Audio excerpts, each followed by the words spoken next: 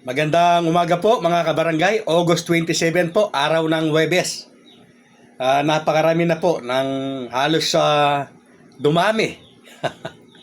Yung mga nangangantsaw na lalong-lalo na po sa mga vlogger na pabor sa pagtuloy ng BSKE. Mga kabarangay, bagamat yan nga po pinapaspasan at binibilisan po ito pong term fixing bill na magre-resulta po ng postponement ng barangay at SK election na nakatakda sa November 2, 2026 ay ang RA 12232 pa rin po ang umiiral po na batas. Yes po. Nananatili po na nakatakda ang barangay at SK election sa November 2, 2026. Bagamat nai-content ko na po na nasa peligro ang batas na ito dahil nga po may paspasan at pinapaspasan na may ipasang batas para mapalitan ito.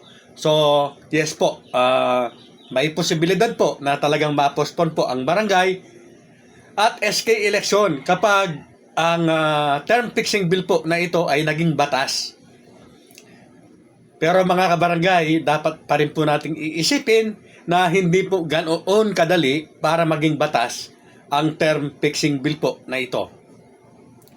Si Atty. Makalintal po ay handang-handa na sakaling ito po ay maging batas ay kanya po itong lalabanan sa Korte Suprema. At siyempre po sinasabi ng ilan na order na ng Pangulo yan, nakaplano na yan, nangyari na dati yan, ulit na muli. Maaring mangyari po yung mga ganyang sinasabi ng iilan. Excuse me po. Pwede po na baka mali ang inaakala natin.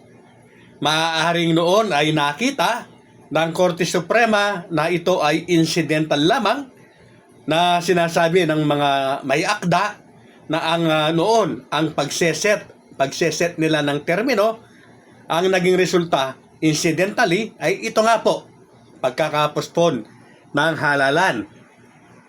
So nangyari nga po yan. Ngayon po, ganyan na naman po ang alibay. Yung pipix ng termino ay merely incidental lang na naman daw po kung mapopospon ng barangay at SK election.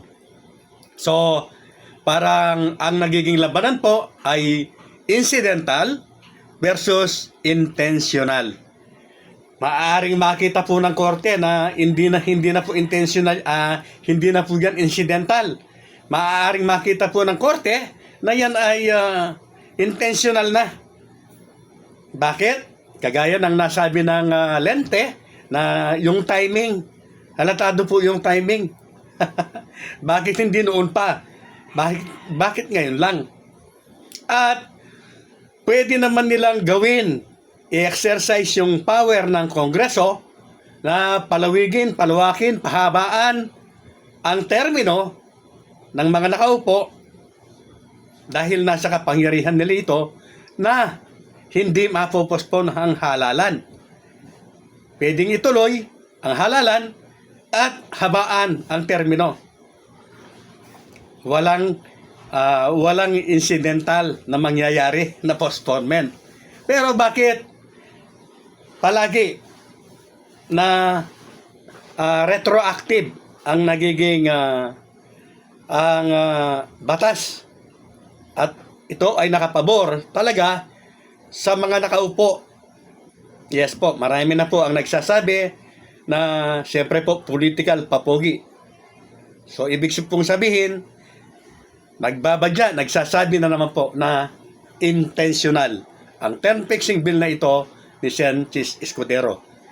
Hindi po tayo abogado, wala po tayong alam sa batas at yan lamang po yung ating naaabot. Sa mga hindi po nakakaintindi, huwag po rin yung panunuorin ang aking mga video. So, ang umiiral po na batas hanggang sa kasalukuyan, ang Republic Act 12232, nakatakda pa rin po ang halalan sa November 2, 2026. At may chance po ito na ma-postpone kapag naging batas po ang isinusulong ng dalawang kapulungan. Real talks based on facts.